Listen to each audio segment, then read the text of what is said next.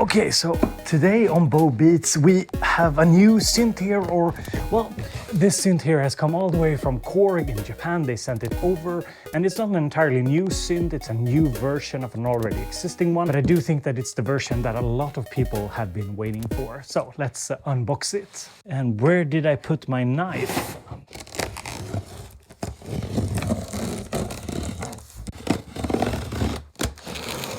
Now, don't do this at home, kids. Use a proper knife. Whoa. Whoa, they sent it over in a hard case? Whoa, that's pretty cool. This case here actually feels really nice. Okay. Oh, nice. I can already see the look. It's nice. Look here. There we go.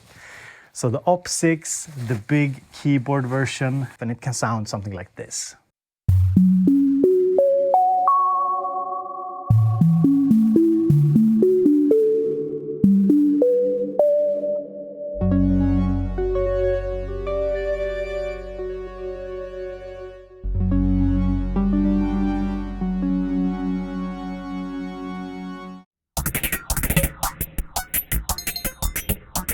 And of course we have more typical bell type sounds.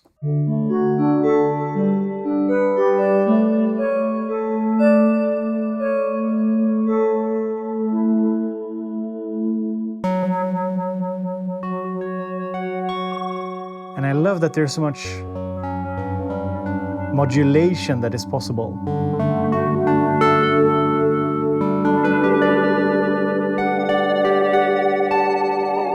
And the sounds can get kind of massive and a little bit cheesy as well.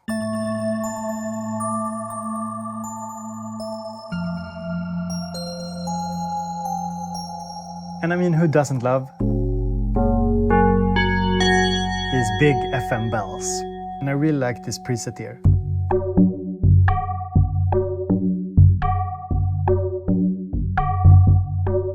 And yes, the synth has a sequencer and it has an arpeggiator.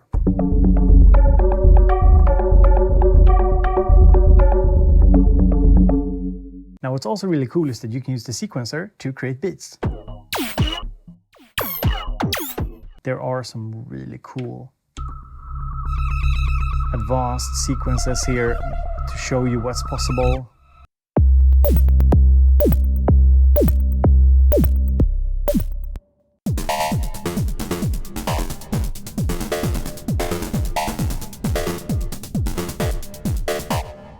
This beat here is really cool actually.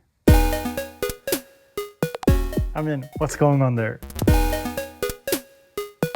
So what's actually new with this larger OPSIX version? Well, first and foremost, of course, the whole body here is totally different from the original. The original was pretty lightweight, or really lightweight, and it was quite plasticky. This one has a nice metal body. Feels sturdy, feels like something you could definitely take on the road with you. You also get the big hard case that I showed you earlier. It's also quite heavy. It's a lot heavier than the original. It's quite physically impressive, I will say.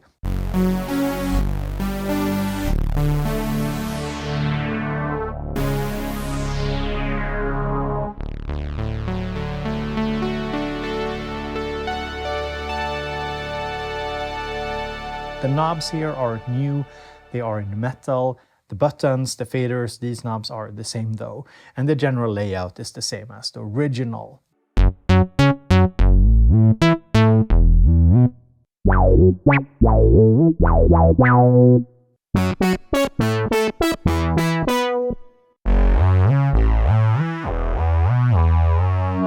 And then there's of course this nice new key bed. It's 61 keys. It's actually a lot better than on the original. It has a nice feel to it. And later in the video I'll also bring in a pro musician who will give his opinion on this key bed. I've started with an original FM electric piano.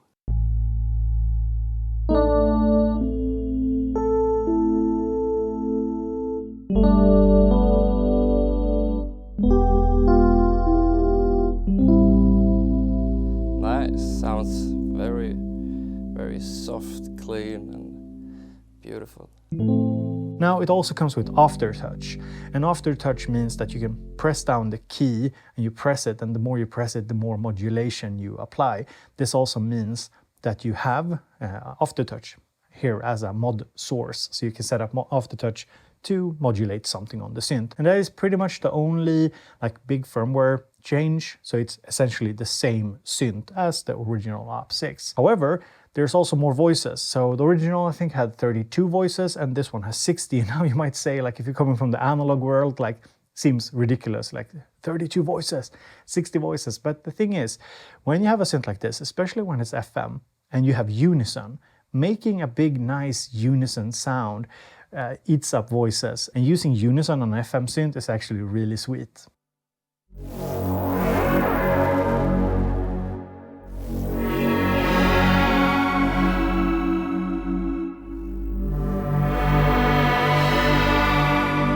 If you have the smaller OPSIX, if you're happy with that, I see no reason to like upgrade. But if you have been waiting for like the replacement of a DX7, I think that this is definitely the closest that you'll get in today's market, because yeah, it just feels like an excellent studio and live performance synthesizer in terms of build, keyboard, and just overall workflow. It's very, very immediate. It's very fun. For an FM synth, that is. Like, I should put that disclaimer, it's still an FM synth. So I picked out a preset here, which has some weird stuff going on with it. So I'm gonna try and use that for a little bit. What's going on here?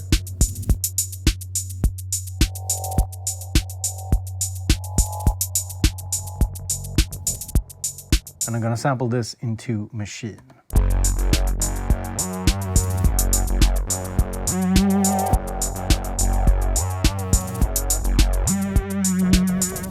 Not entirely sure, might go back to it, but I think I want to try something else.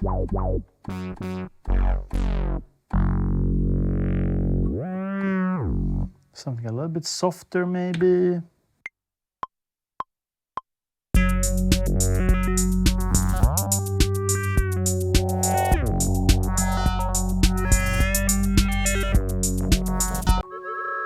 Here's a pad sound. Could maybe work. Woo!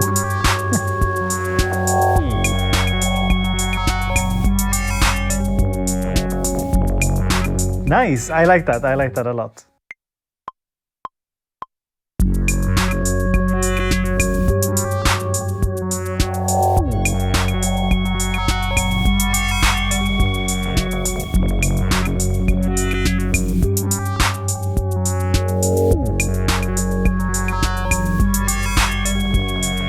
And we normalize.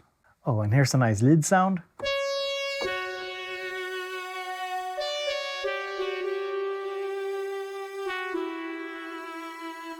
So this is the groove that we ended up with, and for something made just totally on the fly, I think it sounds pretty okay.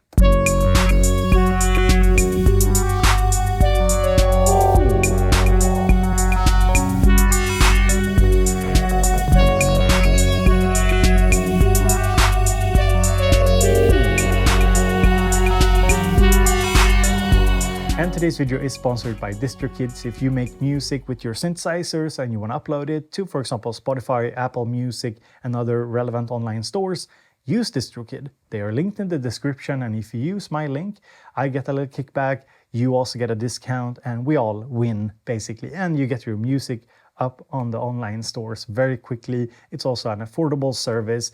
It's around $20 a year, and I think, yeah, it's just a good service. I've been with them for many years, so go and check them out, linked in the description.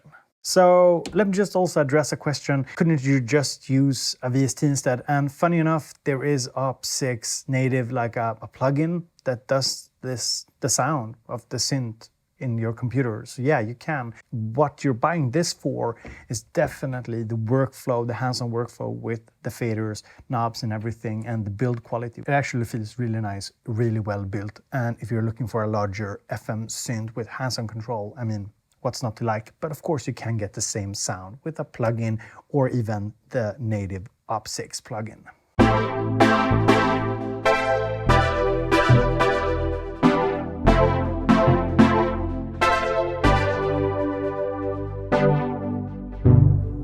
As you can hear, you can get some kind of analog sounding tones out of it. And that's because this is really more than just an FM synthesizer. There's a lot more going on here. Here's just a little preset pattern that I thought was nice. And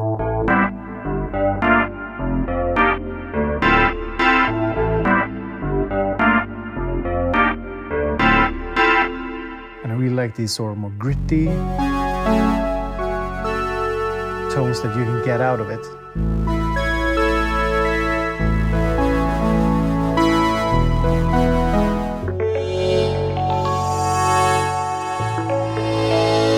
And here you can really hear the altered in FM coming in. So you have those kind of glassy, glossy overtones sweeping into the sound.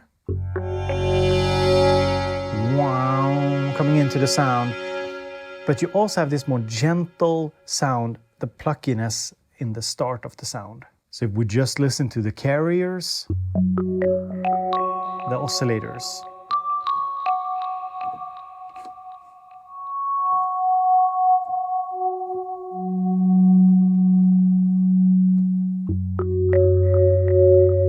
Two of them together. And we bring in the rest of the operators.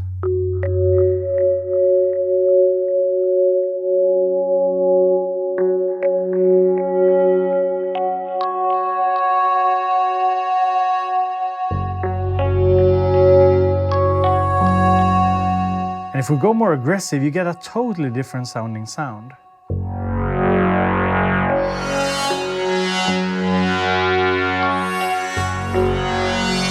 So if you've been following the channel for a long time, you know that I'm not a live performer. I don't play keys or synths live.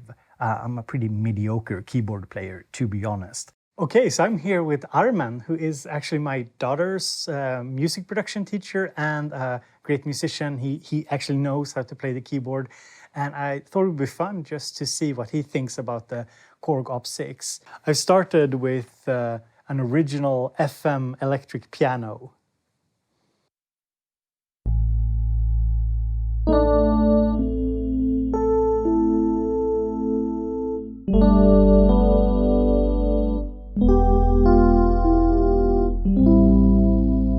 Nice, sounds very, very soft, clean and beautiful.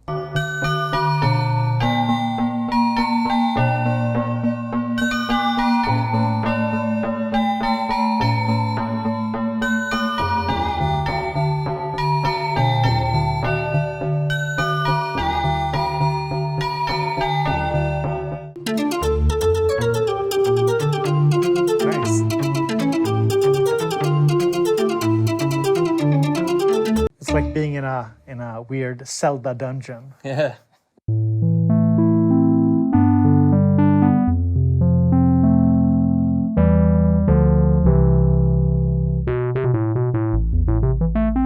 What's really cool with this FM synth is that you don't just have these more traditional FM sounds. You have really like, let's see if I can find a preset that I think is cool.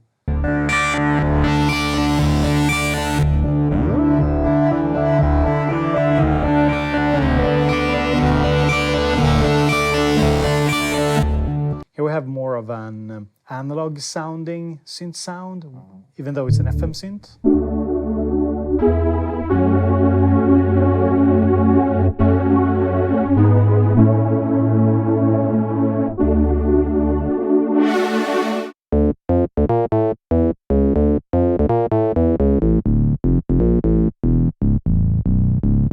On this synth, you can also split the keyboard, so you can have different sounds. On left and right. Yeah, exactly.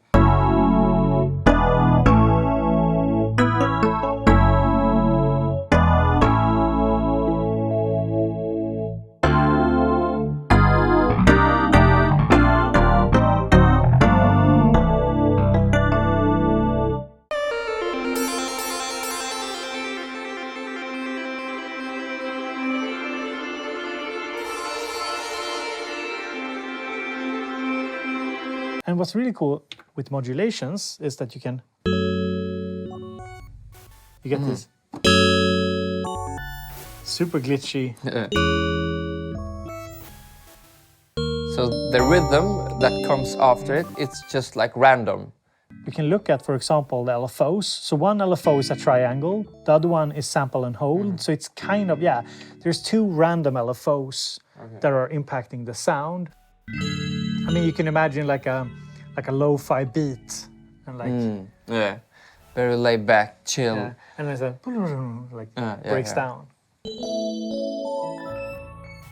Yeah, that's a really nice, actually really nice like sample.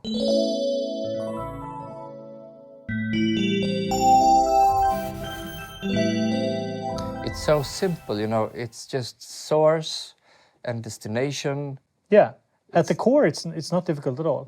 So how does the keys feel to you? Wonderful. I like the keys. And actually, Korg is quite good at making suitable keys for musicians. Yeah. Very soft, and the reaction is quite immediately. You know?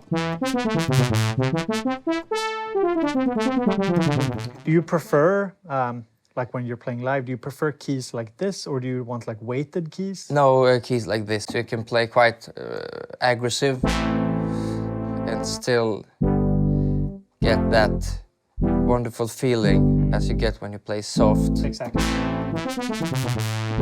Now I have mentioned that Korg labels this as an altered FM synthesizer, but what does that mean? Is it just marketing talk? No, this is a super flexible FM synthesizer, and I will only scratch the surface in today's video. And there is actually a really good tutorial series by Oscillator Sync that I can recommend if you want to go super deep.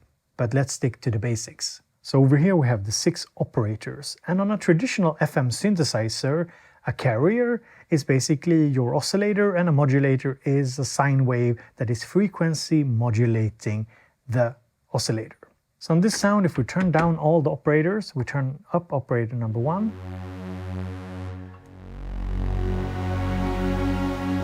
We hear a sawtooth, you can see here in the menu, saw, and it's being mixed in using the effects mode.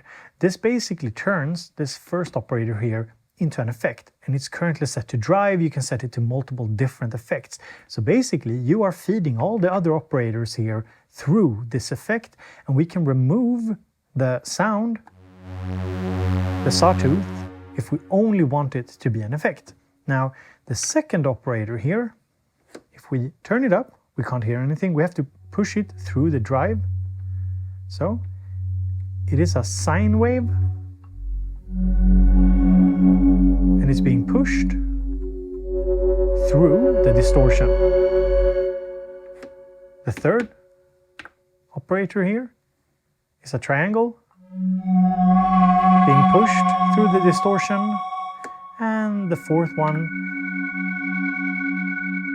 So there are different waveforms, which is also kind of unusual on an FM synthesizers.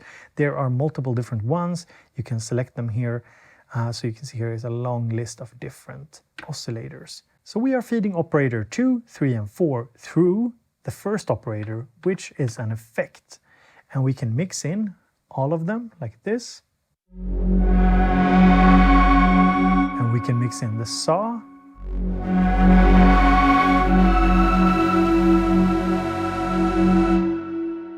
And if you look here at the diagram of the algorithm, you can see that 5 and 6 are affecting number 4. So if we just listen to number 4, let me turn down the mix, we can introduce this one here. So this is a modulator, and let me just pick operator 4. Operator 4 is set not to FM but to ring modulation. So there is not only FM, there's ring modulation and filter FM as well. So on a traditional FM synth, your operator can only be frequency modulated. You use one operator to frequency modulate another operator. However, on this synth, you can ring modulate an operator, you can also filter modulate an operator. And now we can bring in operator number 6, which is modulating 5, which is modulating 4. Let's bring in the other ones.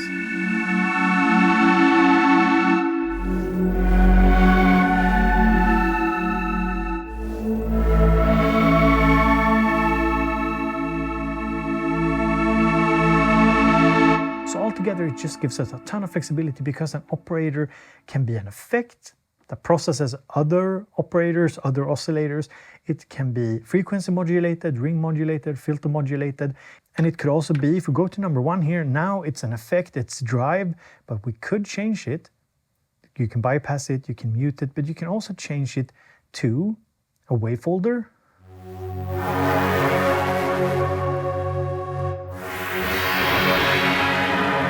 Typical wave folder sounds, but you can just have it very gently changing the sound as well.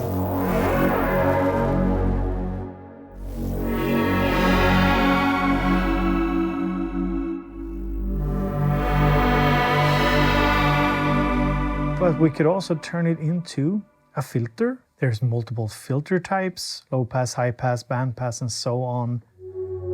Different emulations of classic filters.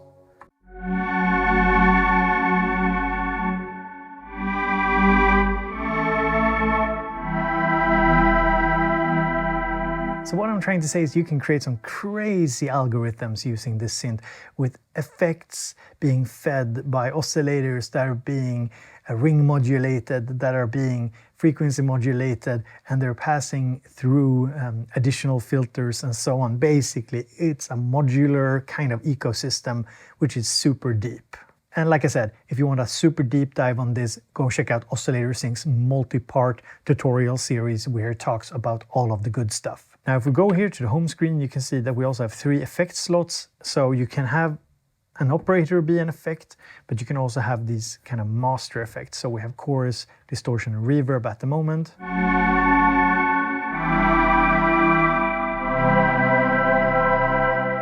And you can go in here to effects and you can change them. There are multiple different ones: chorus, unison, phaser, delays, flangers. Yeah, there's a ton of stuff here. And you also have a very extensive mod matrix. So shift here and V-patch lets you set up different mod routings, I think 12 in total, yeah. So basically on this patch here, we have number 1 here, it's the LFO number 3 controlling the level of operator 2. So we're using LFO number 3 here to controlling the level of all the operators that are creating a sound. And then we're also using LFO number 1 here to controlling the pitch of operator 6. And we are also controlling, let's see here, the frequency, the feedback amount using envelope generator number 3. And we're also controlling the speed of LFO number 1 using LFO number 3, just to create some more varied modulations. So basically this is super in-depth. You can do so much with it. Do you want me to show you like how to set up a patch from scratch? Yeah.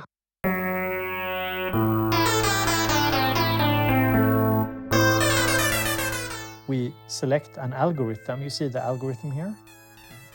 These are just different ways that a patch is sort of pre-routed. A patch like this means that we have 5 oscillators and only one of the oscillators, or rather 2 of them, are being affected by number 2 here. Okay. So these 5 can just make a sound. They can make like a synth sound, and then number 2 can be a modulator, something that affects the timbral quality of the sound. Okay. Yeah, so here we can select the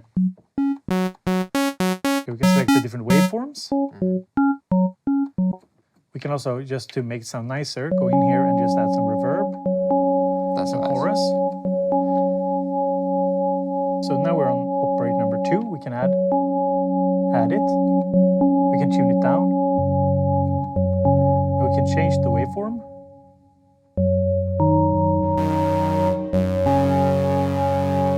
To a saw. Increase the feedback amount. And now we can take operator number 5. And I want to do something a little bit more crazy. So let's select it, number 5 here.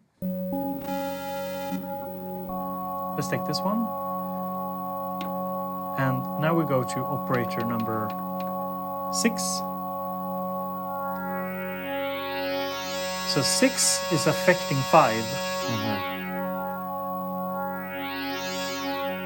So 6 here is frequency modulating 5. And now what we could do is we can go in here to the mod matrix, and we can select, in the mod matrix, we can select LFO number 3, and we can set it to operator number 6, the modulator, and we can set it to level. This is just to show you how basic it is. And we set the depth, how much it's affecting, how much LFO3 is affecting the level. So now we're modulating the level. We're basically turning the knob here. We're turning the fader, not a knob. But and then you go in here to mod and you select LFO3, and we can slow it down.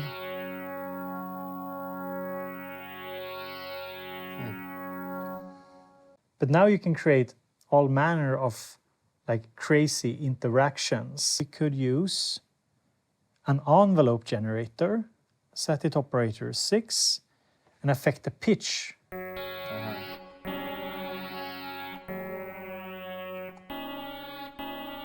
Something landing on Earth. Now we are here to take over. So now, if you listen closely, you hear how the pitch change is very immediate. So the pitch change is now more immediate, and that's because I went in here and I changed envelope generator number 3 to be very, you see how we can draw it out. But we only want it to be very short, because if it's drawn out, you know, it affects the pitch for a long time. So we're changing the time that it affects it. Can't almost notice it. Yeah, exactly. So if you play something now,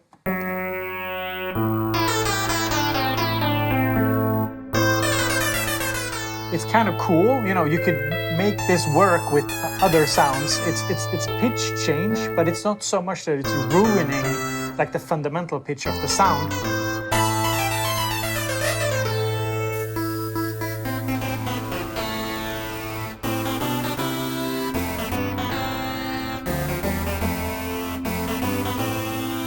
So now we've got some noise. And I'm going to use the same envelope generator to control the noise level. Here we got a little noise attack.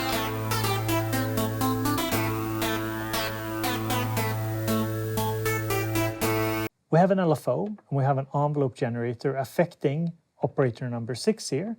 We could add even more modulation of the modulator. So it's modulating the modulator that is changing the sound of this oscillator or operator.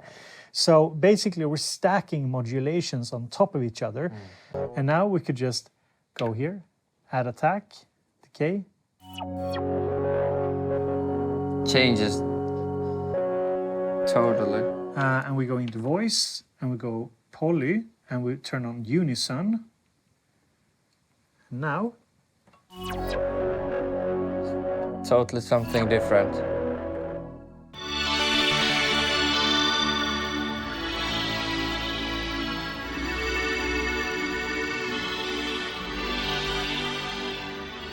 You have those movements in the back, but it's still gentle.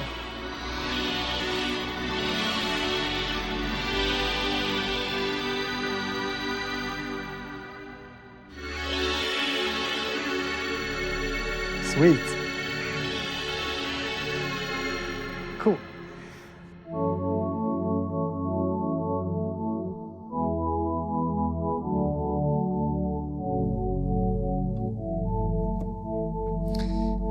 Is there something going on? Yeah, like a sweep like filter. Number 1 here has ring modulation. Which is basically amplitude modulation. So we talked about frequency modulation, so that's pitch affecting the pitch of another oscillator. But here instead it's modulation of the amplitude of the sound. If we change it to ring mod instead, to FM, you see here, So here is frequency modulated, so 2 and 3 here are frequency modulating the sine wave.